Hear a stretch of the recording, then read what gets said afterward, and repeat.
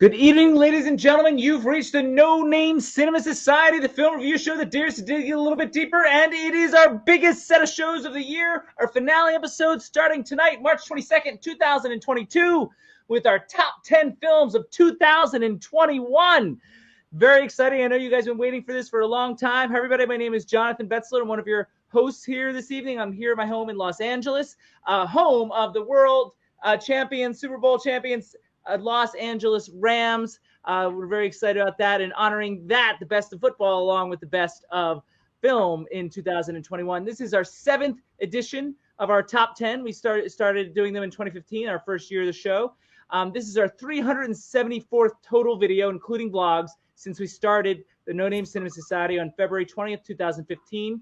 We did 28 new videos in our 2021 season, including our first ever interview with the writers of Downloading Nancy, a film we reviewed in episode 59.2. Here's our schedule for this week. We have 2 more big shows coming up the next few days. Nothing we do is bigger than these shows every year. A comprehensive look back at the year in cinema. Tonight, of course, the top 10. Tomorrow, we're going to look at the Oscar category specifically. We're going to make predictions for you and who we think should win and should have been nominated in the Oscar races of 2021. And our huge show on Thursday, March 24th, we were going back 35 years to look at the films and Oscar races of 1986 and our 1986 in review.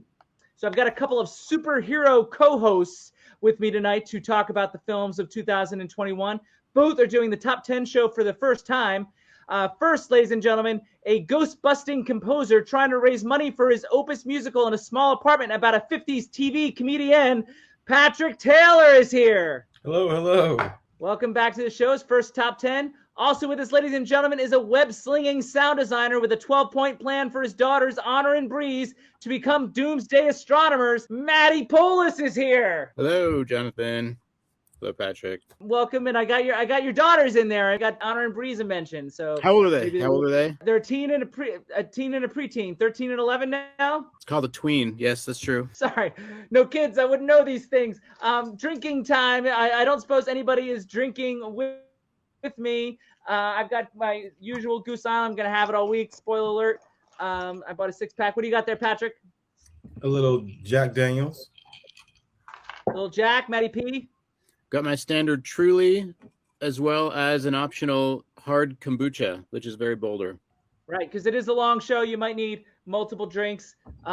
Understand. Cheers to you guys. Here's the drinking game information for those of you that like to play that. It's going to be a longer show, so I hope you're fully stocked. Anytime I say contrivance, all time, verisimilitude, or diegesis, you drink. Anytime Patrick can't remember the name, actor, director, or film, you drink. And anytime Matt makes fun of me is when you guys do some drinking. Patrick is prepared for tonight, so he might not give you much opportunity to drink. Maddie probably will in terms of making fun of me. So before we start talking about the actual films, just a little summary, give you some context of where we are in the films. What I always ask these guys is how many films they watched this year, so we have a sense of that. Here's a chart to give you a sense of how many films people have watched for the top 10 show over the years. If you discount the original members who regularly hit triple digits, the most ever is a 3-way tie between James, Jim, and George with 53 each in each of the last 3 years. Lowest ever is Alex in 2019, whose top 10 came from 23 total films.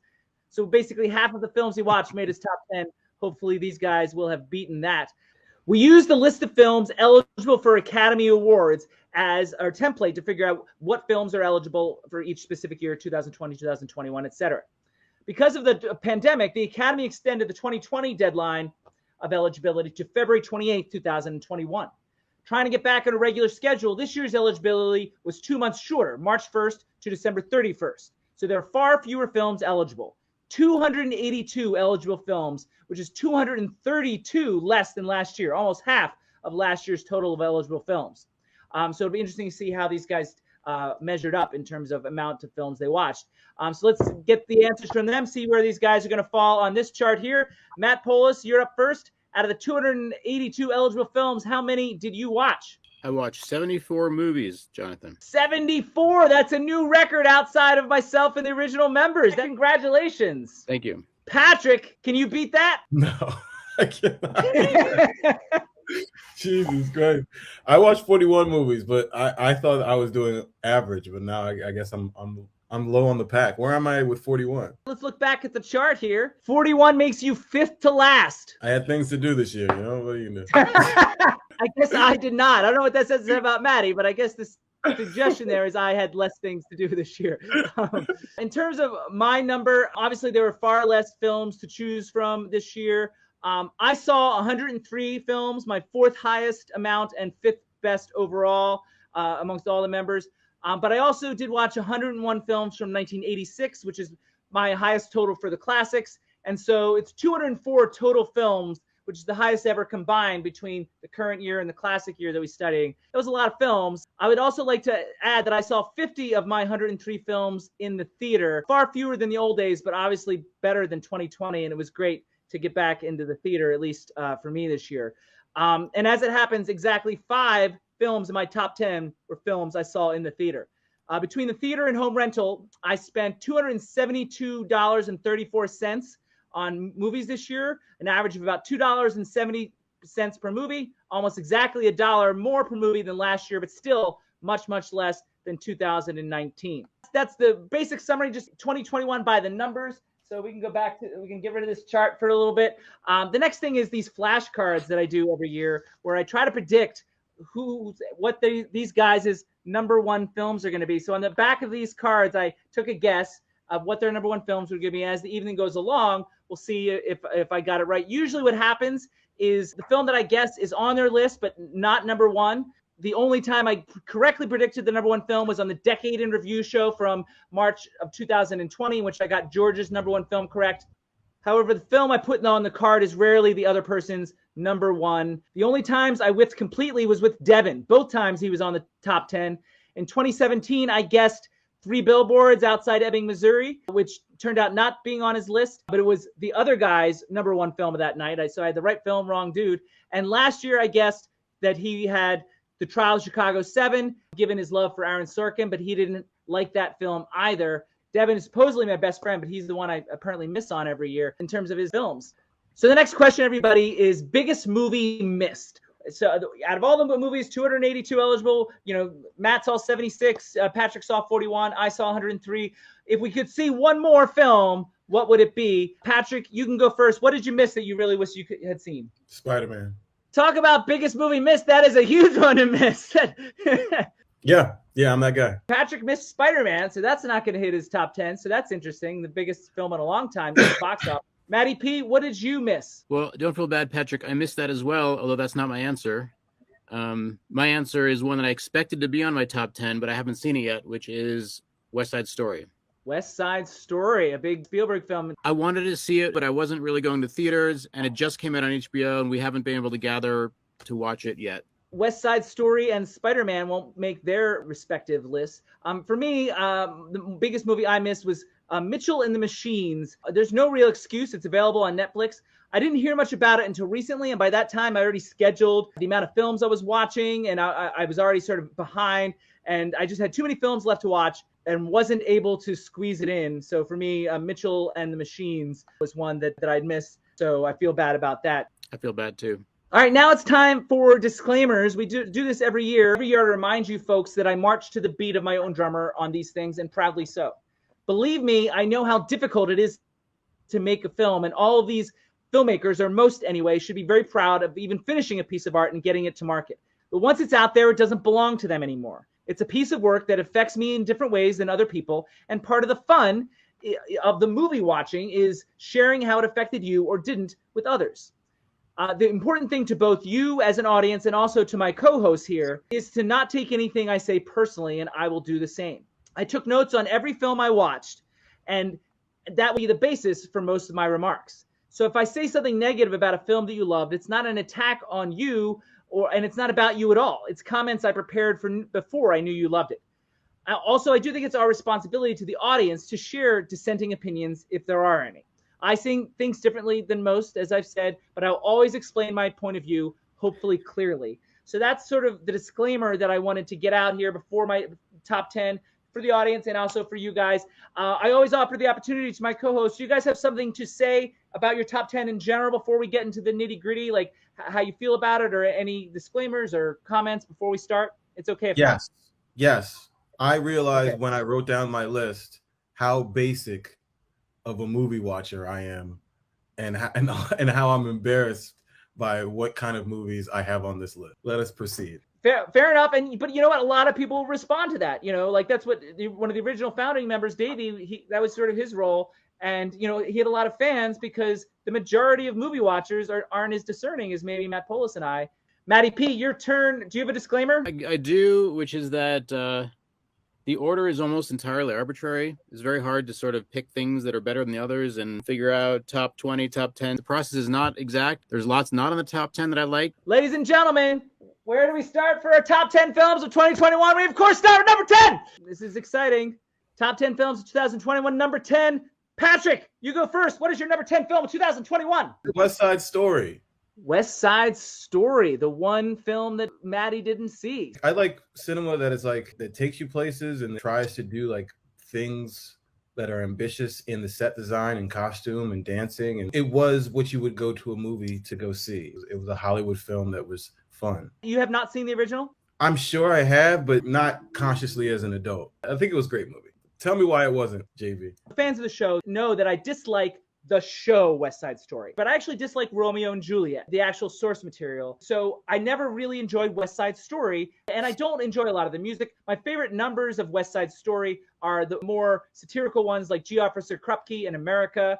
Those have always been my favorite numbers. I don't like the story, and so it's hard for me to get into this. I will admit to you that what Spielberg did was very strong, a lot of great ideas. I loved what he did with a lot of the set design. I did not enjoy giving the song Somewhere to Rita Moreno. A bold choice, but a wrong choice as far as I'm concerned. My problem with West Side Story is basically West Side Story. So I can't put it in a top 10. I appreciate what Spielberg did with it in particular. It's a lot of great filmmaking. I don't like the story at all. Like, it never did. So that's my only issue with West Side Story, Patrick. I mean, I would agree. I think they took a story, they didn't mess it up, and it was beautiful. It was well done, and it harkened back to that old Hollywood. Like, the story is a story, but it just looked great, and the actors were well cast. I thought it was good. I admit there's some exquisite filmmaking, but I mean, like, I would love him to take that filmmaking and do like a great, what I love, musicals that I love, including like Oklahoma, or let him do Assassins or Chess or Little Night Music, so many other options. And he wanted to do West Side Story, and he's always loved the Robert Wise version from 1961, which incidentally won Best Picture. Most audience members will know that, but maybe you guys don't. 60 years ago, it's just interesting to see it redone. It's better than the old version, but not better enough. Since Matt can't respond to West Side Story, we'll move on to his number 10 film of 2021. My number 10 film is The French Dispatch. I know your love affair with Wes Anderson. Well, it's number 10 because I couldn't not put it on my list, but I had a little bit of a rough time with it when I first saw it. I revisited it and liked it much better. As far as his filmmaking goes, he's sort of firing on all cylinders, but that may not be a good thing if it's too much of it all the time. And also the way the story was splintered in this one amongst different vignettes was a little bit like too many things, all treated with stylization a lot. But when I rewatched it, I'm like, he's good at what he does, and I still like it. My notes start out with, once again, I find myself turned off by the stylings of Wes Anderson. But that's something we always sort of have been apart on, like ever since the college days. His style is all his own, and there's so much detail in his frames, but the intentional absurdity never really moves me cerebrally, emotionally, or viscerally. I understand it does for some people like Maddie, but aside from the heart of Moonrise Kingdom, I haven't really been able to get behind the lion's share of his work. And this one is more the same, a love letter to writing and writers, which seems belied by manifesting images to go along with the prose. It seems to take power out of the point to me. In many respects, Anderson's films are mostly to amuse and please himself, which is his prerogative.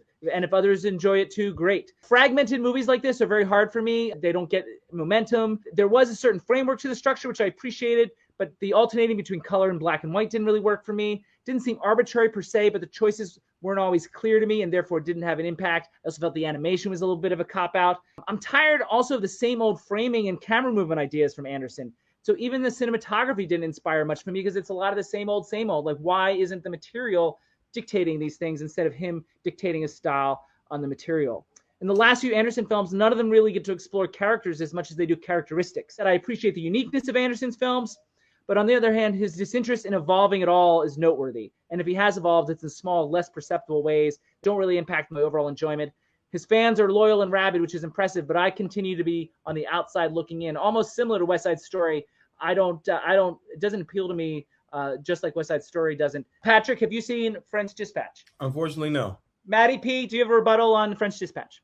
No, I mean, what you're saying makes a lot of sense, and I haven't not thought those things in the past. Ultimately, he wins me over. I guess you like the material to dictate, and that makes sense. I don't have a big argument. I appreciate what you said. It's time for my number 10 film of 2021.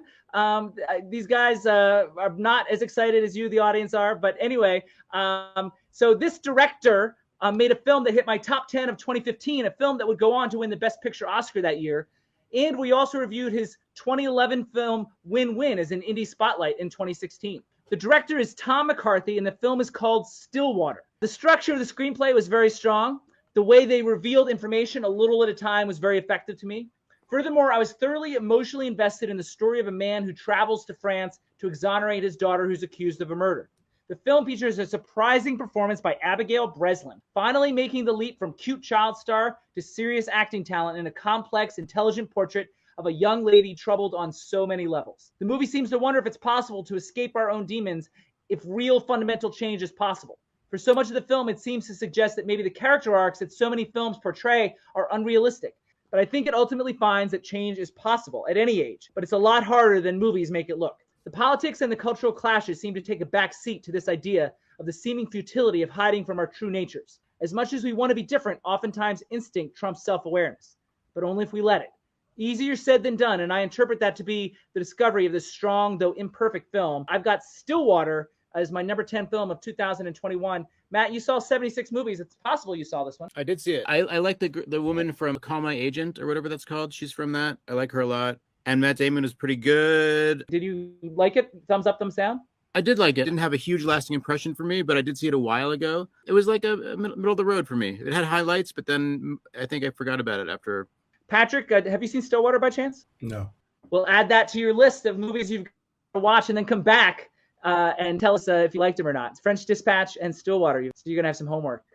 Hell yeah. Moving right along, guys. And after number 10 comes number 9 film of 2021. Patrick went first last time, so this time it's Maddie P. What is your number 9 film of 2021?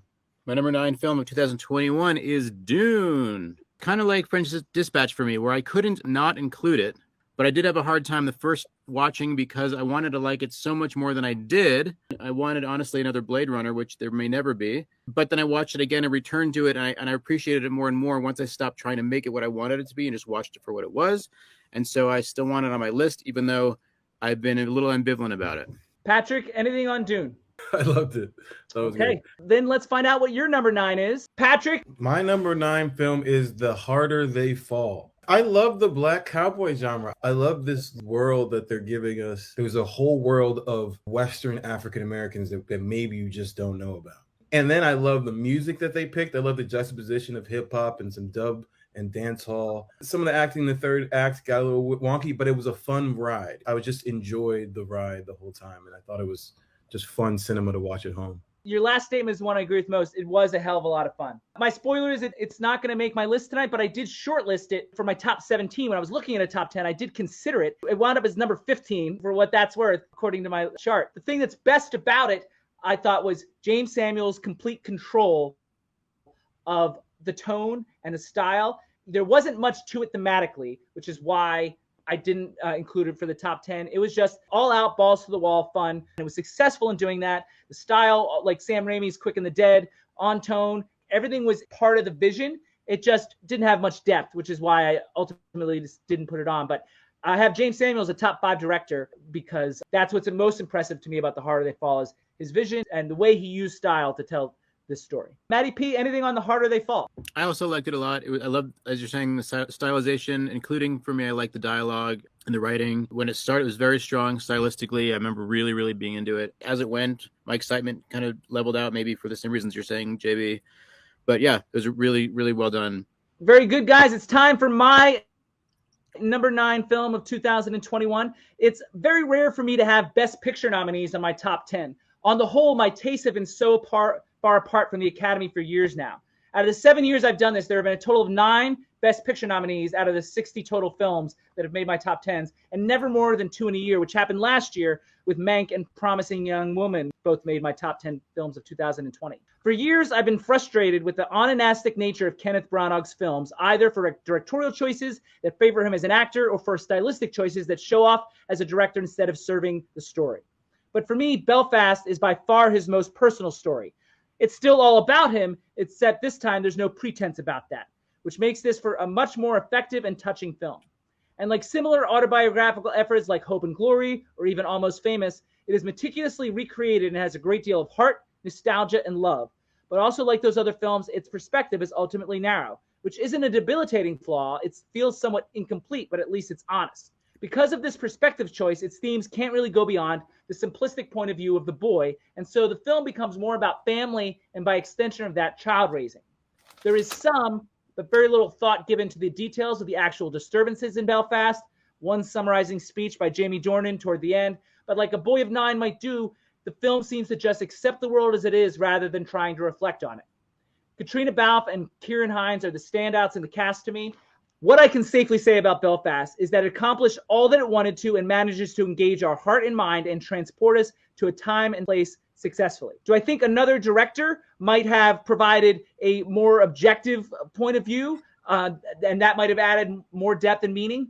Yeah, probably, but that's almost an unfair wish. I don't know if I would have had the wherewithal to turn over something so personal to someone else, so I can hardly blame Branagh for not doing that either. It may prevent the film from being well-rounded, but it's still a breathtakingly shot, heartfelt film. And given the low quality of most of what I've seen this year, it was a welcome change. Belfast is my number 9 film of 2021. Patrick. Nope, didn't see it. So we can move right along to Matty P, who I bet did. I saw it. I actually saw it in a theater, not because I was super excited about it, but I just happened to. I only saw like 3 or 4, maybe 5 movies total in the theater.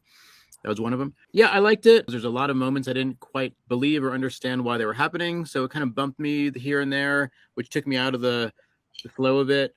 But it wasn't without. I liked it, and but it was middle of the road for me. I wasn't in love with it.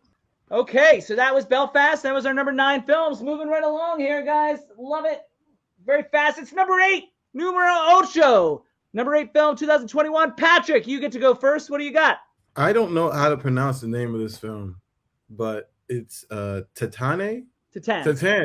That movie, I watched it with my mouth open the whole time. I haven't watched a movie yet, so I could not predict one frame of what was going to happen in this film. And that was fun about it, even though it was such a strange film. Yeah, this is not a film that I expect to be a Patrick movie, let alone hit your top 10 films. My first note is, well, one way of looking at it is that it's a film I'm unlikely to forget. You won't ever forget it. In its own twisted way, it's reflective on many things. Gender roles comes to mind. She's basically Tiresias. It goes further than that to be more about compassion and companionship. Ultimately, the need to love almost outweighs the need to be loved. The randomness of familial ties doesn't need to play into it. Loving someone else gives us purpose, and that helps us to feel alive. Unfortunately, in spite of its far-reaching existential concepts, the film is so damn unpleasant to watch. I see what it's trying to do, and it is successful, but it's also kind of hateful. Like, I literally had to close my eyes on several occasions. So while I appreciated the lack of comfort watching it was a bump for me. Bold division is one thing, shock value is another thing altogether. Is the idea of pushing these boundaries would make us pay attention to more? That doesn't quite work for me personally. What I keep hearing from people about it, and you almost said something similar, is I've never seen anything like it. But to me, that's not good enough on its own. You could argue that director Ducournau fully realized her vision. Everything about the film seems intentional and carefully calculated. To that end, it's an accomplishment. It was very well done, but it didn't really need to happen in that particular way to get those same ideas across. I appreciate the film. It was just so unpleasant to watch. I couldn't consider it for my list. Matty P, have you seen Titane? Yeah, Patrick, you said you watched it with your mouth open the whole time. I watched it with my eyes closed the whole time. So we're on the same page, sort of. But not really. I said that too. I said I closed my eyes on several occasions. I watched it on Hulu where they put a commercial every at the end of every like crazy scene. They like advertise some mattress company who advertises during this movie particularly. And so I like had to stop the movie like 10 times. I watched. I had to go and come back. I watched it over 3 days. So it affected me deeply, and I couldn't have a list without this movie that pushed my boundaries a little bit. I see that. And for the audience's sake, just so the audience knows, it did win the Palme d'Or at the Cannes Film Festival back in, did they do it in May this year? They might have pushed it to July. I don't remember. But either way, it was the big winner at Cannes this year. Maddie P., what I wasn't clear about from you, I know you watched it with your eyes closed, but did you like it anyway? I kind of think around what you were saying, where the execution and the filmmaking and all that, but it was just, it's not I don't like watching it. So I can't really say it's my favorite movie at all. He who said his list was basic goes to the Palme d'Or winner, the very esoteric Palme d'Or winner. I literally asked my friend, I was like, yo, my list is so basic. Give me some movies to watch. Okay. That has to be the outlier because that is definitely not basic. Maddie P., your number 8 film of 2021. My number 8 film is Red Rocket. There's a lot of films that I like this year. They have a similar vibe, which is just really authentic people on screen doing their thing. And I really appreciated it. And the personalities and the narrow slice of the life that you're watching just became really engaging for me in this film and others as well. But this is a good example. I can say, like The Harder They Fall, Red Rocket was one of the films I shortlisted when looking at the top 10 earlier this morning. Came in at number 17. The audience might remember that both Devin and myself had The Florida Project in our top 10s of 2017. Sean Baker's films seem to uncover elements of the American experience that we don't see very much about the lower class on the fringes of society, their struggles, and also often how they're their own worst enemies. I thought this particular film was a fascinating exploration of narcissism. I didn't love it as much as the Florida Project. It got a little too jokey for me at points. What really impresses me most is Sean Baker, I think, is a terrific director. Like, his style is all his own, but he adapts it to the story, kind of what I was asking about for Wes Anderson to do. And he's clearly in complete control, and it's so intentional. I may not always agree with everything. It's clearly a controlled environment that makes it feel alive, lived in, very particular world. Like the Florida Project, it's a film that I found extremely compelling, extremely well done. Unlike the Florida Project, it won't stick with me as much. It's really good, though, and I was considering it for a time. Patrick? I loved it. I watched it in the theaters. I felt sleazy coming out of it. It was great. All right, it's time for my number 8 film of 2021. My number 8 film was nominated for the Indie Spirit Awards in 2020, though it wasn't eligible for Oscars until this year, so not eligible for our top 10 list until this year, which happens sometimes. But that means as a Spirit Award voter, I first saw this film on March 9th, 2021, over a year ago. It's called The Killing of Two Lovers from director Robert Machoian. It was confident, well-staged, and highly engaging. The filmmaking choices, shot selection, pace, and tone are mostly outstanding, though sometimes overthought, as sometimes happens at films at this level, particularly with newer or younger artists. For example, the sound design is very detailed, almost experimental. It's interesting at points, but it's ultimately a nuisance because they go back to that well maybe once too often. The script itself isn't that noteworthy, not super clever or anything. It's somewhat basic, and a film that's at its strongest when nothing is being said. The quiet, reflective moments are highly cinematic and evocative. The unknown lead character, played by Clayne Crawford, is perhaps the key to the movie. He gives an extremely visceral, lived-in performance.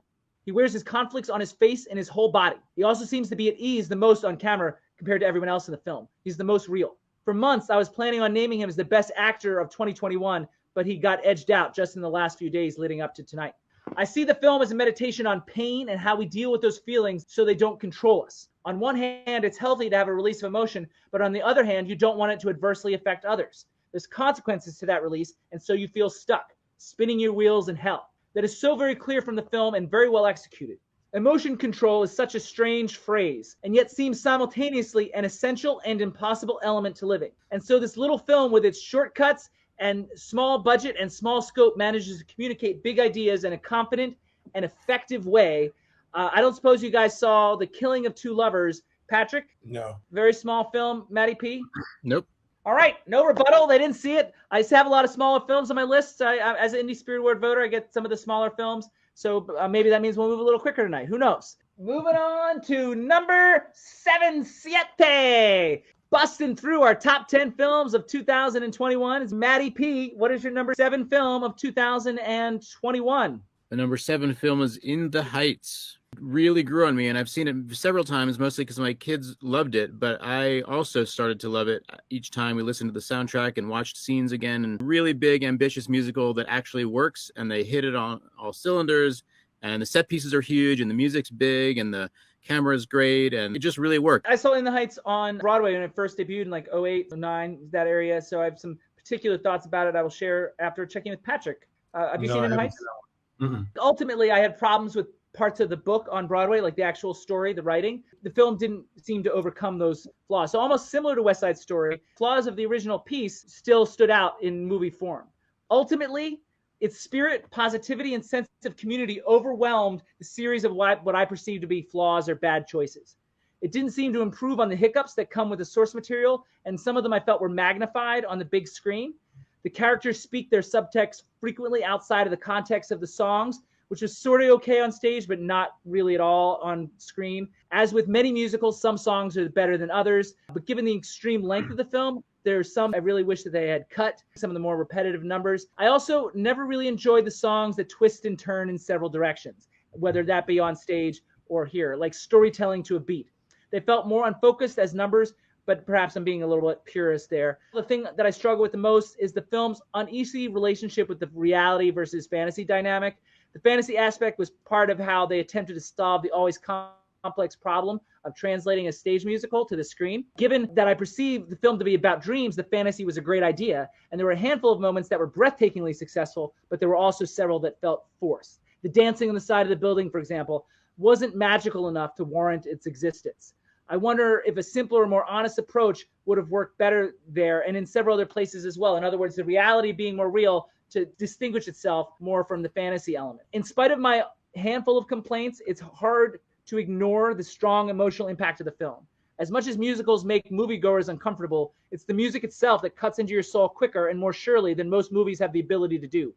When musicals don't work, the disaster is colossal because not only can you not believe the world, you don't feel anything either. But the good ones infect your spirit without you even realizing it. Though I maintain that I feel like this film should have and could have been better, it still falls into that latter category. So it's a net positive for me, Maddie. I don't know if you have anything specific you want to rebut me about. No rebuttal. In fact, I really like what you said because I forgot until you were talking about it that I too had major problems with some plot and narrative stuff. But quickly, it won me over the more I was exposed to it. And just like you said, the positivity and the overwhelming success of it otherwise won me over. And I completely forgot that I had these issues with it. And I just forgot about them.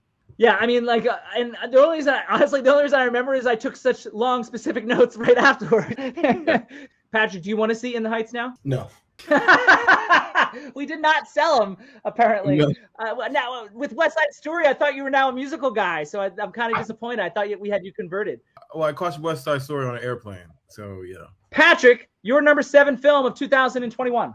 The Power of the Dog is my number 7. I thought it was kind of an interesting world, and I just didn't kind of see the twist at the end, but I thought it was just a beautiful film. Their wides were gorgeous. I liked the world that they were building, the way they kind of chapterized the story. It was a good movie. Not to spoil the Oscar preview for tomorrow night, but I'm not going to shock anyone to say that it is almost definitely going to win the Oscar for Best Picture. So you're in line with the Academy there. I thought I was going to like it, but I didn't. I wound up not. The best thing about it was the score. I think it relies on the score more than any other film of this year. It's not melodic score. It's kind of unpleasant and dissonant, more atmospheric, but it's also perfect. And it creates so much of the tone and the emotion in the film more than any other aspect because there's so much subtext in the film. The music does heavy lifting. On one level, the way to which the characters swallow and are uncomfortable with emotion makes sense in context, especially given the time period. But I think the film takes it too far, dealing in a very European sense of ambiguity that is interesting, but also leaves me cold. On some areas it works, like the exploration of homosexuality, but in terms of storytelling, I think it's a miss. Some motivations and transitions needed to be just a little bit clearer to me. I'm always going on about contrivance and condescension, but it's a matter of degree. Relationships and backstories are more hinted at than established. I can like that, but I never felt connected to any idea strongly enough to get invested. I can't help but thinking that Power of the Dog was only a scene or two away to work for me. Like I said, it's a matter of taste, scale, and subjectivity. But for me, I needed just a touch more, just a little more clarity to care a little bit more and get invested. I just wasn't into this, and I thought I would be. Maddie P? I liked it a lot. I don't know why it didn't resonate with you because things you were saying about it didn't feel like the same movie to me. I really connected with it. I thought it was really well acted. I loved the sound in it. It was all like really, really thick and authentic, but somehow they rode the line between movie sound and raw sound in a way that was really working for me. Yeah, I liked it a lot. All right, so I'm alone, and I expected to be alone in this one. I really didn't want to, but I just had to be honest with myself that I didn't connect with this movie. But I expected at least one of you guys will like it. I expect on the Oscar preview, both guys tomorrow night to be big fans. So, again, I'm the dog that stands alone. Patrick, do you have a rebuttal for Maddie or I? No. I mean, but no, that was a great film. It just was beautiful and well done. The sound design was great. It really is great. Yeah, I didn't like it so much. Patrick, are you excited or nervous to hear about my number 7 now that you know that I didn't like Power of the Dog? I am excited to talk shit about your number 7. Let's go. There is very little chance that you saw my number 7 because I have yet another indie that I saw through the Spirit Award voting thing. The movie is called Holler. It's a movie that is right up my alley in terms of aesthetic. A movie that aims higher in terms of honesty and verisimilitude and mostly achieves it. Like The Killing of Two Lovers, you can occasionally feel the understandable limitations of the budget. You could feel where they cut around things they couldn't afford to shoot properly, but the spirit of the piece never faltered. It's a character-driven story, and by remaining focused in that way, it naturally achieves larger truths about the economic reality of America in a way that most films tend to force down your throat. The character of Ruth is as three-dimensional a heroine as I saw this year because she is so deeply flawed. Brilliant, but consistently angry, jealous, proud, and superior. Too young to understand her own emotions and too smart to be satisfied with the prison that small towns like that can be. Actress Jessica Barden is wonderful in a raw kind of way. The desaturated cinematography appropriately matched the bleak tone. The depth and honesty achieved in the film bodes well for the future of director Nicole Riegel. This is a great example of the possibilities of independent film. Interesting, meaningful, smart, and vividly true to life. I've got the film Holler as my number 7 film of 2021. Maddie P, have you seen it? I'm afraid not. It's the second one I haven't seen. I'm disappointed. I have a lot of small films on the list as it happens. There's no chance that Patrick's seen it. Not a single chance. Did I convince you to watch that one, or are you anti-indie now too? I got a couple indies on mine, so Maybe his indie's coming up next, because it's time to move on to number 6. There it is. Number 6 films of 2021. Maddie P, you go first. My number 6 film is not a small indie. It's almost the exact opposite. It is A Quiet Place Part 2. Film itself surprised me at how good and how smart it was for being a sequel. How smartly they reminded you of the first one you probably hadn't seen in 3 or 4 years. Every scene or 2 or 3 was like, that was a really smart choice, or that was a really cool thing they did, or it was really this and that. So it was just like a constant stream of me reflecting on how smartly executed it was. And the fact that it had a lot to do with sound and stuff like this appeals to me. I don't know if you know this, but fans certainly know that I don't watch horror films. So I didn't watch either Quiet Place 1 or 2. So I didn't see it. Patrick, I think's watched horror films. No, I don't watch horror films either. I don't watch them either. So we're all the same there. This is like fine for me. I have a very low tolerance, which is why I'm surprised you watched Detain and you liked it so much. Somebody recommended it to me and I'm live tweeting this guy. I'm like, what the hell do you have me watching? And then I can't take my eyes off of it. But this one's a very tame in terms of horror. It's not horror. This is like a blockbuster. It's like might as well be Marvel, except there's like weird aliens instead. It's fun. Cool, guys. Quiet Place Part 2. Not much discussion on that one because neither Patrick or I saw it. Let's see if anybody's seen Patrick's number 6. Patrick, what is your number 6 film of 2021? Red Rocket. And there it is. Our first synergy of the evening. No one ever has synergy with me, but you guys have synergy with each other. Last year, just for the record, Jim and Devin had 6 films in common on their top 10s of 2020. Oh, wow. That was a record. That was made me feel really bad about myself. And I already talked about how I liked Red Rocket. Fans can go back and see what I said about it already. Patrick, do you want to add to that? It's a weird world that you're being invited into, and you don't see that level of poverty or trailer trash. My big takeaway from it is it being about the dangers of narcissism to everyone around the narcissist, and how the amazingly sad part of how oblivious the narcissist is that's in the center of it. Like, how do you curb behavior when you were so blissfully unaware? That sort of was my takeaway from the film. Yep. That's my takeaway too. It was just so seedy, and the guy had no problems doing what he was doing. Leading this girl down a path that maybe she wanted, but maybe she didn't. Who the heck knows? If I heard you guys talk about this film, I would have imagined a different film than what I saw. What do you disagree with about what we said? No, I don't. What you're saying isn't false, but I guess the vibe of it felt different to me. I wasn't thinking I was like how seedy it was or how weird this thing was. But I got like doing sports and doing things that are dangerous and people shouldn't try. They do it because their confidence are so high. I saw this guy is doing that same kind of extreme sports, but to his life. He through his extreme confidence can approach any situation and exit. And even if it's a failure, it's not a failure because he can roll out of it and keep moving. Well, I don't disagree. I just think there's a thin line between that level of confidence and narcissism. They're not mutually exclusive, but it's not just confidence, but coupled with extreme charisma is how he moves through the world. Kind of forgetting about the child aspect of him preying on this. It seemed more innocent to me, I guess. I'm not endorsing it. I'm just saying that it didn't seem like a plan that was out to get her into a bad place. I guess I got a different vibe from it than the underbelly vibe that you're describing. You can be light and still be seedy. I'm not suggesting that it was a heavy film. Everyone was having fun. No. We seem to be disagreeing a little bit, but we all really like that movie. So that's what's cool about the movie. If we're disagreeing, it's not that much. If it's 17th out of 103 films that I watched, you had it at 8th out of 76. You had it as 6 out of 41. That's almost the same percentile in terms of doing it as a ratio. So that's a positive film. All right. You guys ready for mine? Yep. Enough of this indie stuff. I have a non-indie, believe it or not, for my number 6 film of 2021. And I don't know if these guys know me well enough to be as surprised as I am that this film made my list. I was so hateful and critical of this director's last film because of how heavy-handedly angry he became as a filmmaker. And so I expected to hate this film, and I wound up not. Last year, for our 1970 review, Matt Polis and I discussed the prevalence of the satire in films of that year and how rare it was to see in modern cinema. I'm not sure if there is a stronger satire since 1970 than this year's Don't Look Up from director Adam McKay, the second Best Picture nominee to make my list this year. It's so detailed and smart and funny and frightening and effective all at once. The editing is a real standout here. Consistently cuts out of scenes way earlier than is normal, and that works really well to me.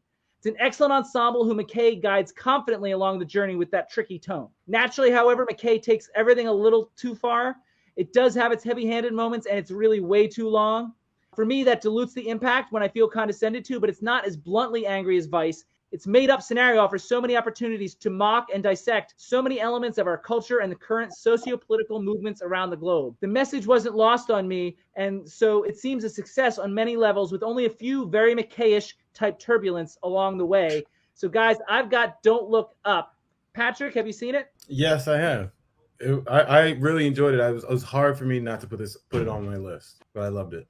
You loved it? Maddie P, Don't Look Up? I did see it. I liked it better in hindsight than I did while I was watching it because of some narrative bumps and plot bumps that I was experiencing. Can you see my connecting it to some of the satires we watched from 1970?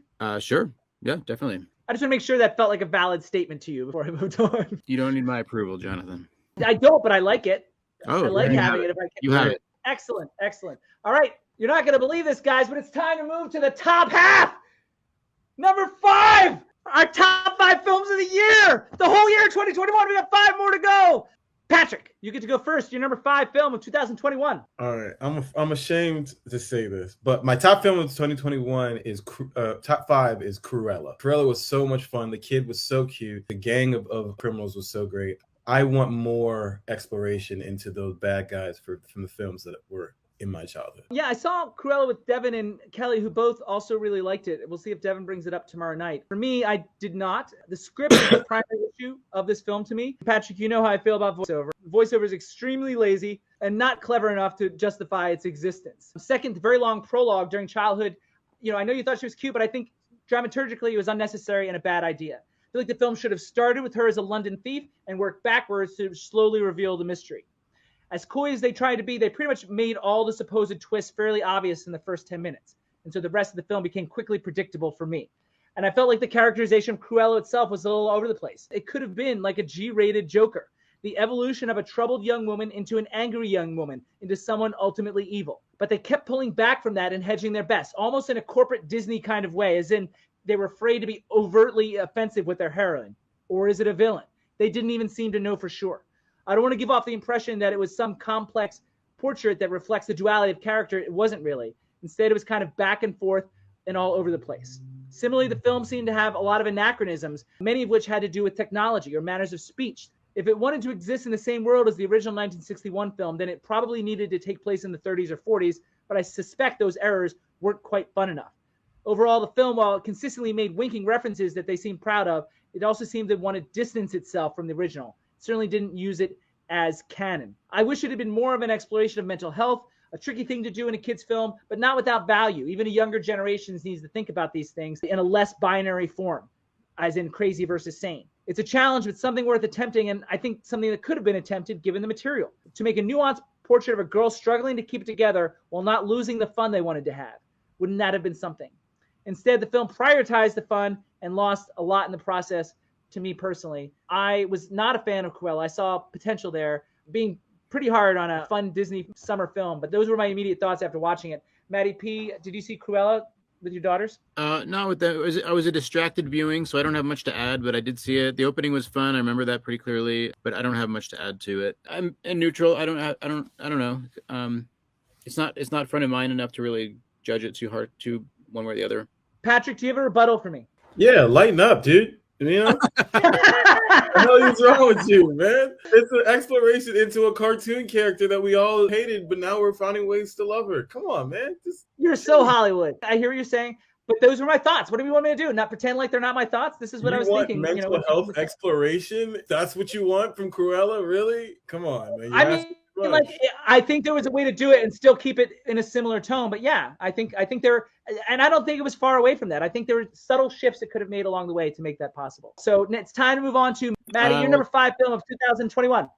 Number 5 film is Coda. That became really touching and nothing seemed super forced. Just really well done. I remember really coming away enjoying and appreciating it. Well, Maddie, I don't want to lose you as a friend right now, but we're really going to get into it now. Because my number 5 film of the year is also Coda. So we have our first synergy, and we have the same number. We had it right at the same exact place. Wow. So there you go. So yes, I have Coda at number 5 as well.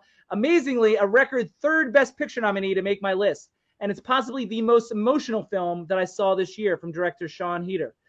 It reminds me of the old saying about Casablanca. It's cornier than Iowa and Nebraska put together, but when corn works, there's nothing like it. And that's actually the screenwriter of Casablanca that said that. The film earns its emotion the honest way, with believable, real people. The plot itself is pure Sid Field from bullet point to bullet point, with a kind of old school Hollywood feel, just on an independent level. I don't think there's anything special about it cinematically. The shots are functional, hardly beautiful. There's little to no exploration of the mise-en-scène. There's no real iconography or use of metaphor.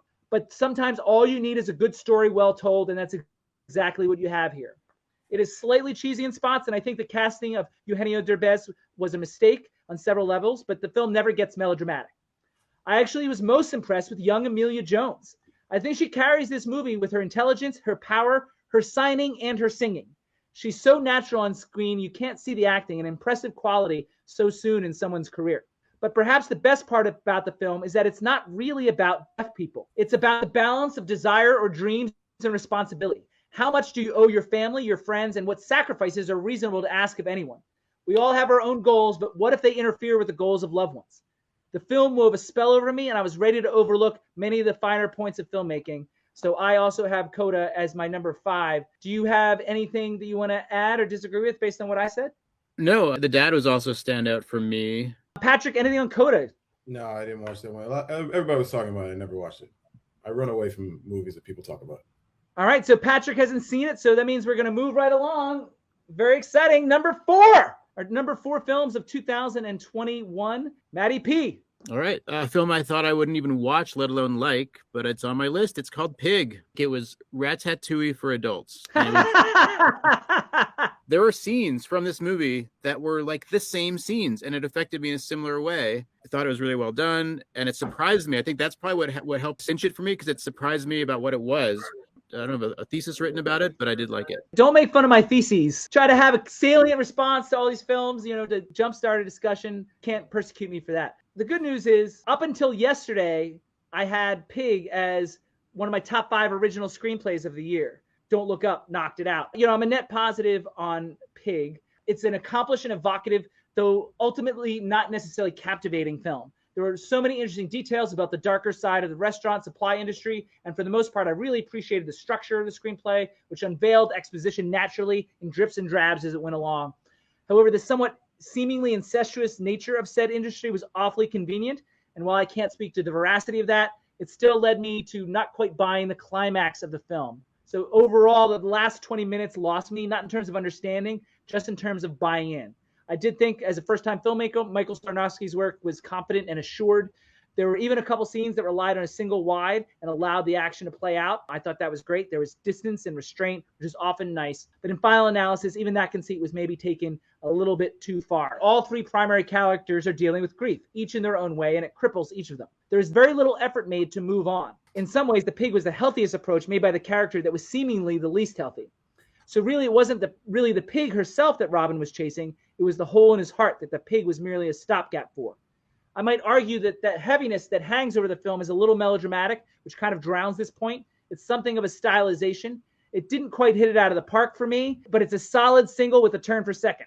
A lot of good ideas, some depth, some decent performances. It was very close to me in so many ways and very, very much worth watching. So that's my response to Pig. Another one I didn't love, it's a net positive. Patrick, anything on Pig? I truly love Pig. It was like a restaurant John Wick. I do agree with you that there were parts that I didn't believe or I didn't understand. I guess I liked what you said is convenient. There's a lot of that stuff, and also given how he is now, how long has it been, and how can he return to that and be so embedded immediately if he wanted to be?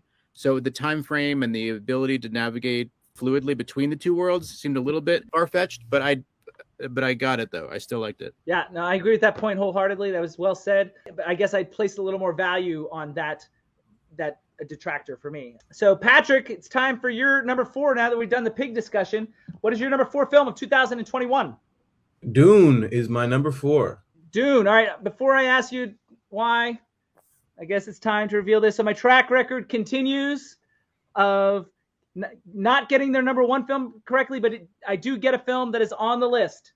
Yes. Not your number 1. I guess wrong, but I guess sort of right, and that it did make your list pretty high at 4. What do you have to say about Dune? I just had never seen a world that was just so well put together, well detailed, but they just didn't use color. It just looked like a gray world, but with such detail. And I definitely enjoyed how big and grand it was. I didn't really like how it ended, but you just want to see the next 2, I really enjoyed it. All right, and Maddie's already talked about it. It was Maddie's number 9. So Maddie and Patrick have some more synergy there on their list. Maddie P, are you good to move on, or you have more on Dune? It's an amazing film on a lot of levels, and I like Denis so much. So I'm glad that it got higher from someone else's list than I could put it here. All right, it's time for my number 4 film of 2021. It's from a director who first made my top 10 back in 2005 for his debut film, but I have not really enjoyed his films since. But Come On is a huge return to form for director Mike Mills. This project could have gone sideways or felt forced, but he manages to walk the crazy tightrope of the narrative and the documentary interviews in a way that winds up being a huge advantage to the film, adding to the overall impact instead of being a distraction. First and foremost, it's about child rearing in modern America, but it's also about being a child and the surprisingly thin line between being a child and being an adult. We are surprised at their perceptiveness, but weren't we just as perceptive? Did we ever feel like we didn't know things even when we didn't? The main gap that we see in this movie seems to relate to emotion control, but then the adults continue to struggle with that too. The film is unique in its attempt to show us both sides of the equation all at once, all the time acknowledging there are no one-size-fits-all right answers. The scenes of the film are so real that it blends beautifully with the documentary aspects of it. It's fascinating and moving, offering a detailed perspective on the next generation and our responsibilities towards guiding them. It's extremely effective without ever feeling manipulative, cheap, or forced. I've got Come On from director Mike Mills as my number 4 film of 2021. Patrick, have you seen it? Nope. Maddie P, Come On. I did see it, and I liked it a lot. I thought it was beautiful architectural photography throughout. I thought the cinematography was incredible. Yeah, also very natural performances, almost on the sort of unscripted side of things, even though it clearly wasn't. It's in that same vein that I've been mentioning all night, where I really liked how authentic everybody seemed. Dealing with kids and having kids in the movie, that's not always the case. And the mom was great. Joaquin Phoenix was great. I think it was great. It's not on my top 10, but it's in my top 20. That's happened a couple times with me. The Harder They Fall. Red Rocket also made my top 20. We had a couple near misses in terms of synergy on that front. I can't believe how close we're getting. Now it's time for our top 3 films of the year. Number 3. I'm pulsating with excitement. Patrick, what is your number 3 film of 2021? Drive My Car. That is very much not a Patrick movie from my perception of what makes Patrick movies. A 3-hour Japanese film about a staging of Uncle Vanya. That is not what I expected. There's some movies I'm like, they don't give a crap about your time. But the pace of this movie was just like, it was kind of like hypnotizing. Like, they obviously didn't care about your time, but as they were wasting your time, they would give you these amazing voiceovers, just storytelling. Like, it was a bitter story that ended very sweetly. It took me a couple sittings. I watched it all. It was great. I really thought I would like this movie. I wanted to, but it was another one that feels really overrated to me. I didn't wind up liking it. There's a lot of great scene work, and I love the lockdown, well-composed shots. They often seemed appropriate and cinematic. I didn't love that long car scene. I think the eye line of the young actor was either off or a bad choice. I think my primary issue with the film is the script itself. Everyone talks about the length, but no one complains about it. I do feel like the first 40 minutes were unnecessary. I liked it. It was almost more interesting, but structurally speaking, nothing we see in that long prologue doesn't come up later on dramaturgically. Without it, we're working harder to fill in the blanks, which I think would have been helpful. The dialogue is often on the nose, vocalizing the subtext. To me, that's sort of a distrust of the audience, a sudden lack of nuance, handing it to us on a silver platter. There's some examples of fine filmmaking, but nothing is spectacular to me, and more importantly, I was never really interested in the story. It's a little obvious to me, not to mention drawn out to the nth degree. Matty P, you'll have to be the tiebreaker. Drive my car. I'm with you where I really thought I'd like it based on conversations, but I don't even feel equipped to talk about it because I feel like I'm missing something. So many people talk about it in such interesting and good ways, and I just didn't get it, I guess. And that's why I can't even really respond or rebuke it. I didn't fall in love with it, and I'm wondering what the appeal was. Like, this guy has lost his wife, and he finds a cab driver. I just found like there was a simple connection there that was very pretty. But him torturing his wife's lover was also, that's what I would want to do. There were some things that I felt like were natural. I see your point, Patrick. I see your point. I do think it's about grief and loss, just like some of those other films that we've talked about. It takes it a step further in the sense that it's about the blame that comes with loss. It's interesting how the characters seem to want to hold on to the self-flagellating emotions as if it made them seem relevant, or perhaps it explained the unexplainable tragedies that they went through. The tragic thing happened, and there's no rhyme or reason to it, so it must be my fault somehow. That was what I took from it. I just think story structure-wise, it was way bloated to get that same idea across. There were so many scenes that didn't feel necessary, so many scenes that were overwritten, almost in an unanastic way, and so that's why I didn't wind up responding to it. Matty P, your number 3 film of 2021. Okay, my number 3 film is Power of the Doggy. Power of the Dog. All right, do you want to add to what we've already talked about it? No, I think we covered it pretty well. So that's the third time that Patrick and Matt have had a synergy across their top 10s there. They've had Dune, and they've both had Red Rocket on their list, as usual. I'm the dog left out in the cold here. You know, as we discussed, this film is a miss for me, a surprising one, too. We're about to do my number 3, and we're going to go from Drive My Car and Power of the Dog, these sort of austere, artsy kind of movies, to my number 3. You'll see it'll be an interesting dynamic. It is very rare for a film that we reviewed on the show to make my top 10. It's only happened a few times. Florence Foster Jenkins in 2016. We reviewed in episode 32.1, and that made my top 10 of 2016. Atomic Blonde, we reviewed in episode 41.1, and that made my top 10 of 2017. And last year, Mank, Matty P was on that show, episode 62.1. That film made my top 10 of last year, 2020. In this case, not only did we review the film on the show, but Patrick was on that review, and we saw the film together. No, it's no. It can't be. It's not No Time to Die, is it? It is not No Time to Die. We didn't review that one. I'm talking about the show, the movie reviewed in episode 67.1. And on that show, he just may have underestimated how much I truly loved Ghostbusters Afterlife. Oh, no, really? We did a full review of the film back in episode 67.1, so I'll divert you guys to that for a more thorough and equally effusive analysis. But just as a summary, I felt the film embraced the history of the franchise in a loving, reverent way that made me feel nostalgic and entertained. I think it was very effective. One of the best screenplays of the year, one of the best directing jobs of the year. I think it was a great movie made with love and care that seeped out of every frame. Patrick, you were on that show, so your voice has been heard. You liked it, but didn't love it, as I recall. But you seem astonished that I have it so high. It's a good film, but there's so many films that are better than that film.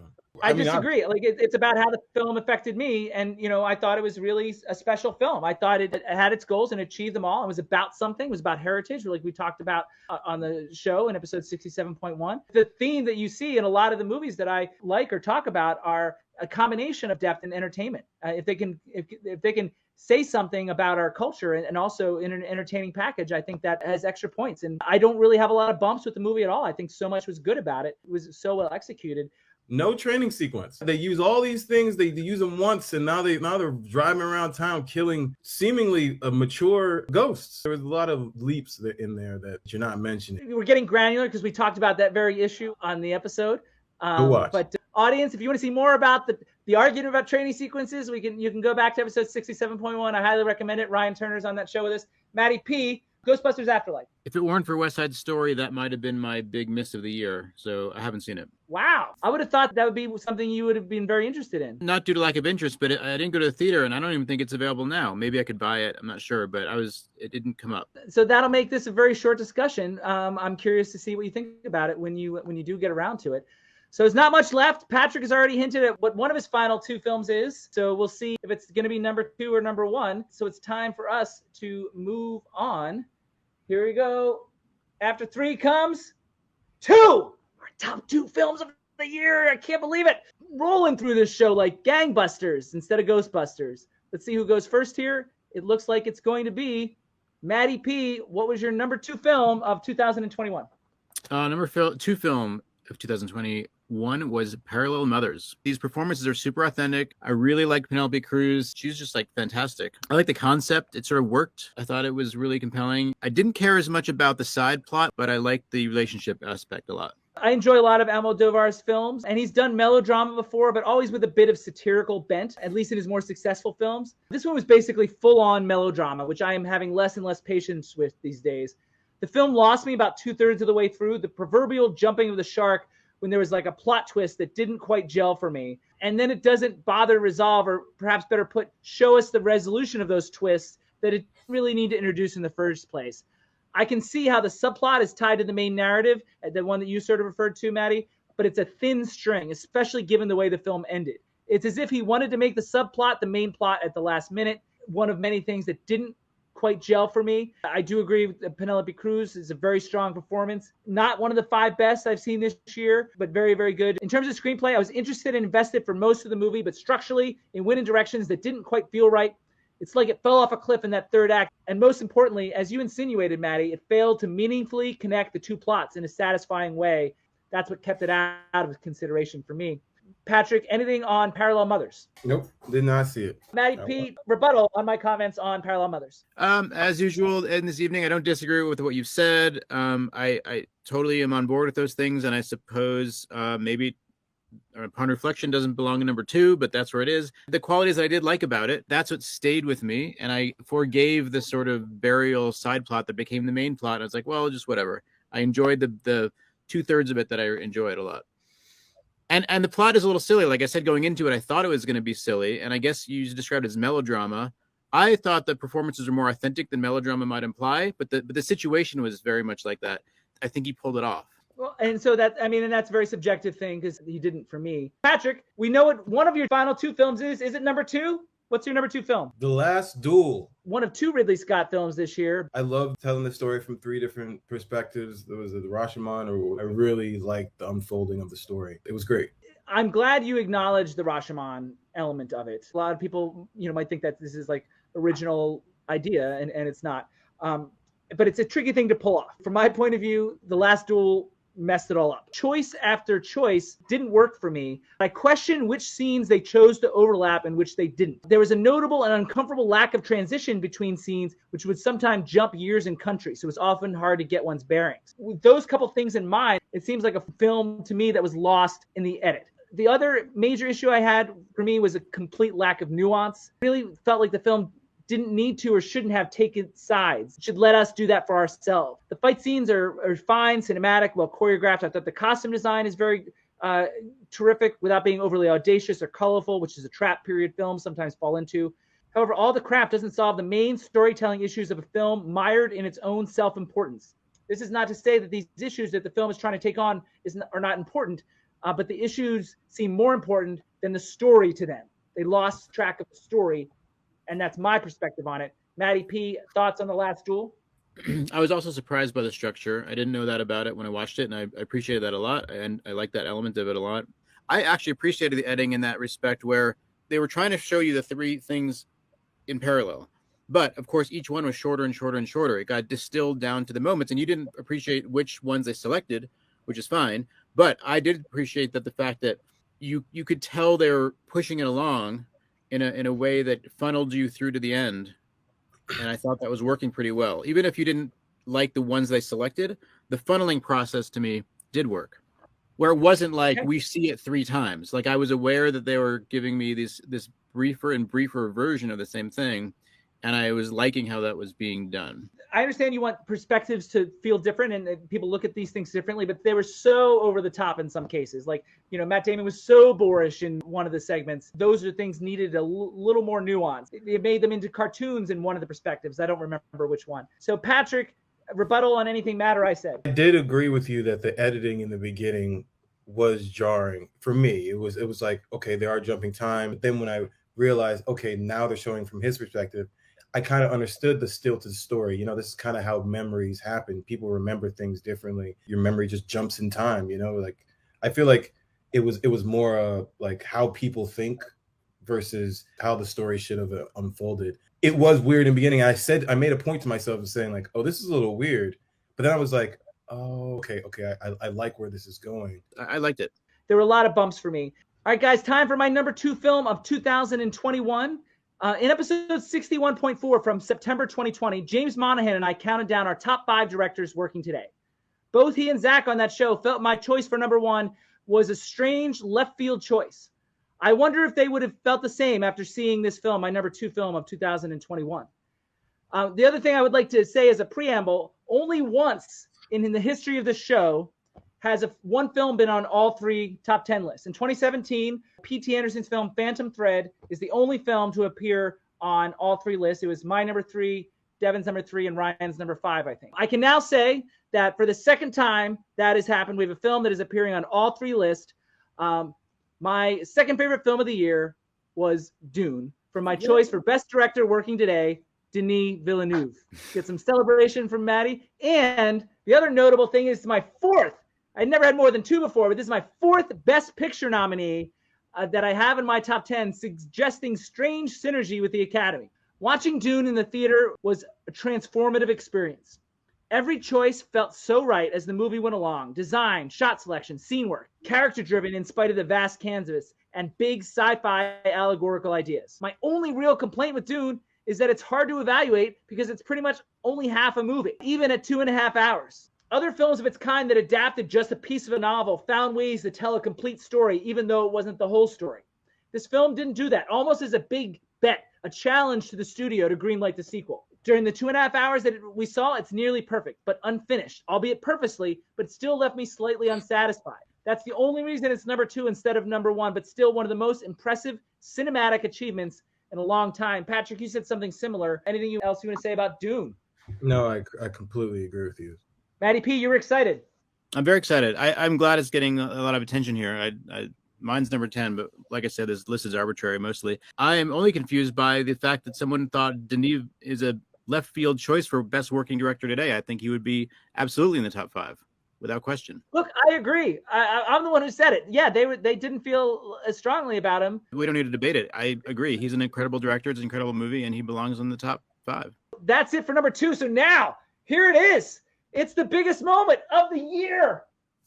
We're finally here. It is the number 1 movies of the year. Finally here. This is the moment everyone's so exciting. What we always do as a tradition is we go over the number 1s that we've had in previous years. So this is going to be a very quick lightning round of all the number 1s, just so for frame of reference.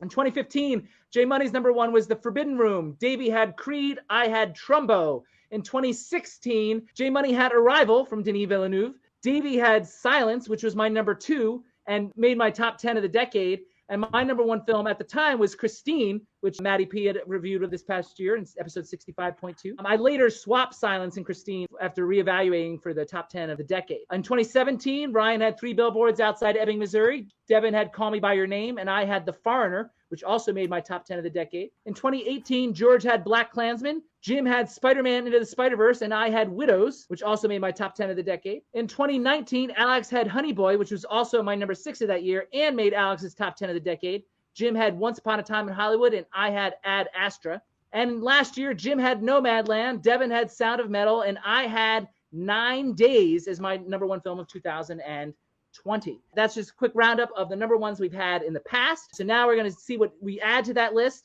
We already know what Patrick's number 1 is going to be. So if you paid attention, he's teased it previously to now. So Patrick, can I tell them what it is? Yes. I believe Patrick's number 1 film of the year is also Maddie P's number 4 film of the year, Pig by Michael Sarnowski.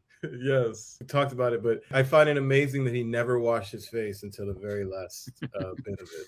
I enjoyed it. And how do you feel about everything that Matt and I said about it? I mean, yes, there was some key convenient things, but when he found out what happened to his pig, the emotion and the lack of sound there, and just the feeling that you got because you lived with this guy searching for this thing for so long. I felt the emotion in that scene, and I felt connected to his pain. There was a lot that I liked about it, just some small bumps along the way. I thought it was accomplished and evocative, but not ultimately captivating. So I just want to point out that Matt and Patrick share 4 films in common on their list so far. Maddie's got one more, his number 1. I also want to point out that we've still got this hanging out there. My guess has not come up yet for Maddie P.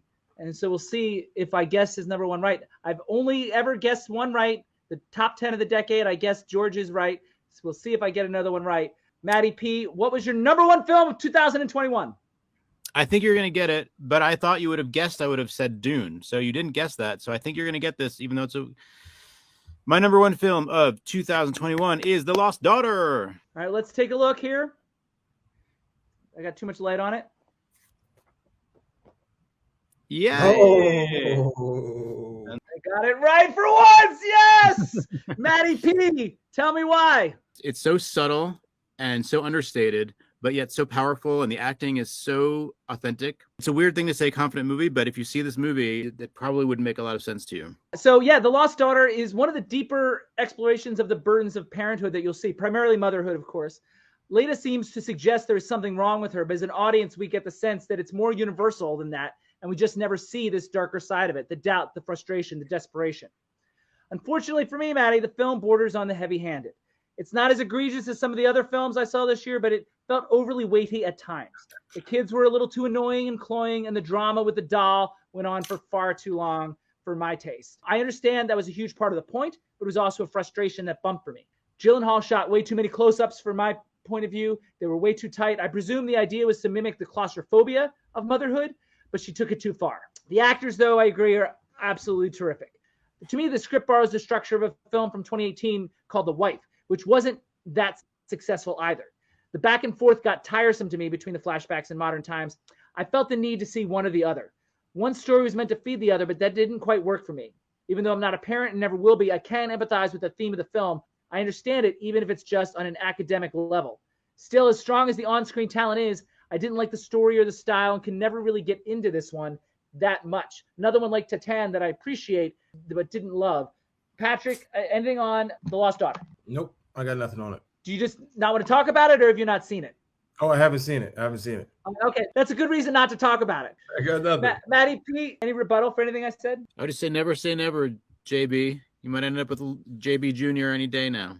Any day now. That would be impressive if it's within 9 months. I don't know how that would work. Actually, I'm surprised by your reaction because I kind of was secretly hoping it was your number 1, but obviously I was way off. Just seemed to me really restrained and not trying to prove herself, as if she didn't care to impress anybody, and through that allowed it to impress through its subtlety.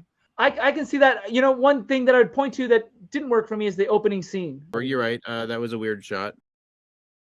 True. That's the kind of thing that stands out to me as a choice that didn't trust us as much or wanted to manipulate us into thinking a certain thing that I wish it didn't. Matt, are you ready to move on to my number 1? Yep. Another one that's going to shock you. Matt probably seen it. Patrick probably not. So we'll see how that goes, just because of the nature of the film itself. When I was going through my number ones, my list of number ones from the past years, I mentioned that 3 years ago, James' number one film was Spider-Man Into the Spider-Verse, a film that I did not enjoy as much. But I also have a history of a handful of animated films that made my top 10 since the show began in 2015. Inside Out was my number 7 film of 2015. Kubo and the Two Strings was number 3 in 2016. And Ralph Breaks the Internet also hit number 3 in 2018. But never before have I had an animated film as my number 1 film of the year until now. It was actually the very first film I saw in theaters from 2021 back on April 26th. I knew I loved it, but assumed something would come along to supplant it, but it never did.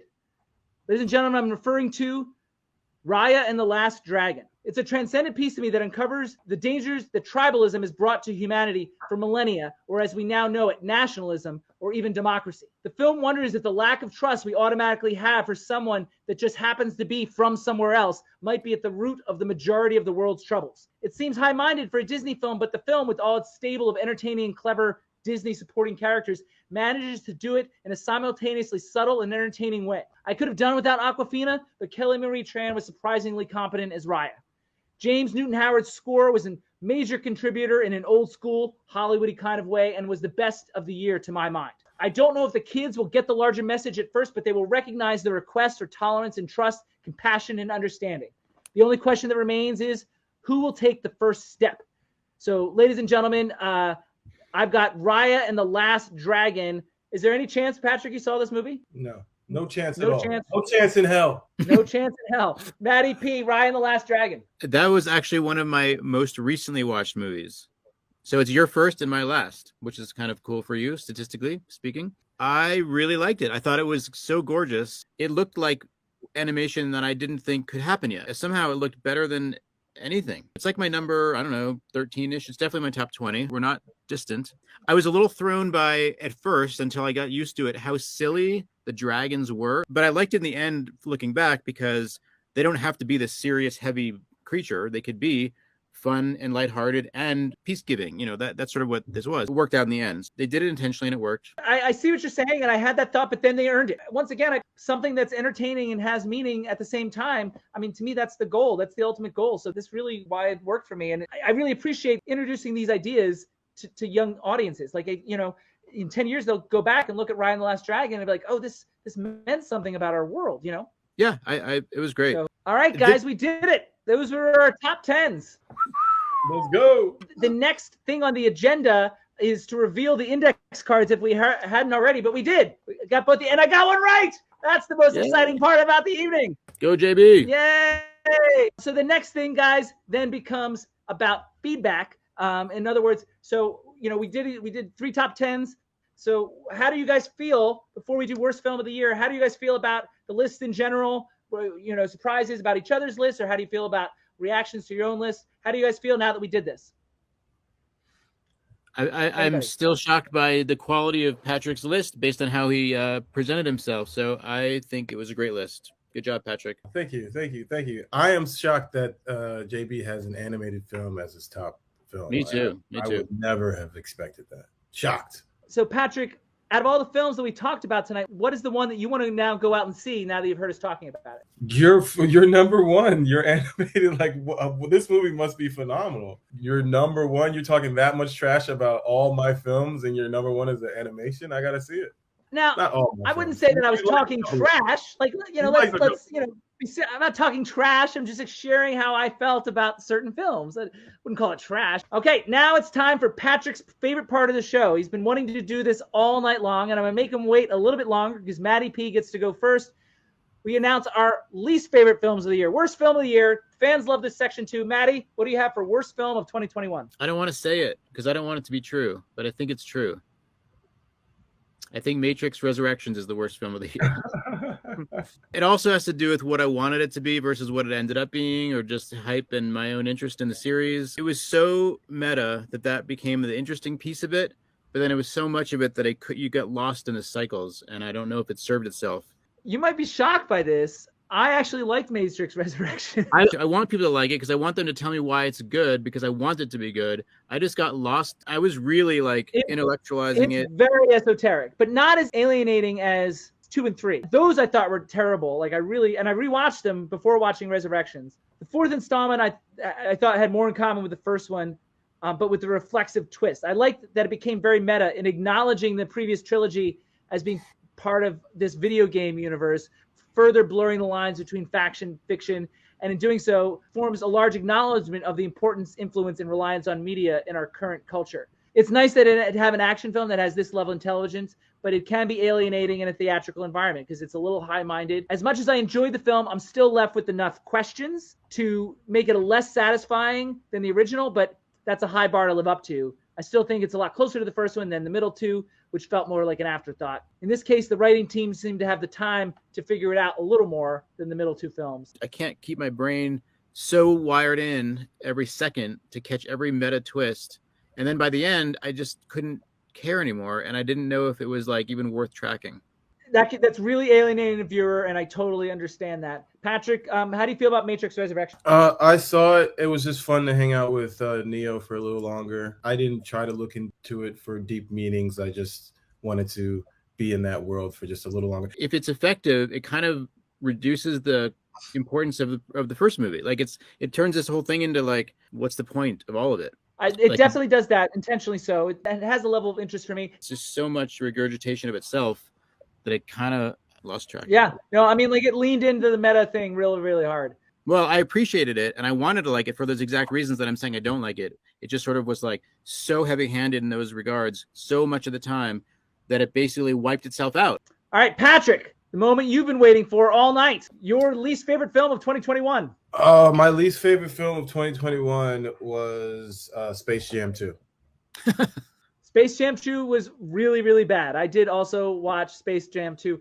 The first 30 minutes just being a highlight reel to LeBron James when you came there to see him interacting with cartoon characters was very strange. The acting of LeBron James is terrible. The acting of the kids is terrible. It's one of those movies that I don't even know how I got through. I had it up there as like one of the worst. Can't disagree. I had never seen the original actually, and I watched it in preparation for the sequel. I understand the premise of the original was a stretch, but its cartoonish charm made it mostly work, though it thinly held together like with Scotch tape. In this one, the setup is just plain dumb, especially in its odd choice to have the new game completely unrelated to the original. A new bad guy just happens to need a new superstar to play a high-stakes basketball game with Looney Tunes. The extremity of the scenario does not lend itself to allowing that coincidence. They sometimes acknowledge the original, but the game itself should have been connected. It's that simple. Otherwise, it just doesn't make sense. The script problems were exasperated with the lamest of lame father-son plot lines that steals from Hook and fails to deliver any emotional resonance. And LeBron James, I love him as a player, and I loved him in Trainwreck, but he's very bad here. Unfortunately, it seems that more rigorous thought was put into a lot of the details in the background, the so-called Easter eggs, than the actual story or script. Matty P, do you see Space Jam 2, A New Legacy? I think I watched the first 5 or 10 minutes and I just bounced off. It seems you also got the sense it was not very good. I could tell. I saw it in the theater, guys. I bet, Patrick, you saw it on HBO. Ah! You got, bro. Yeah, so it's time for my worst film of 2021. And, I struggled with this one.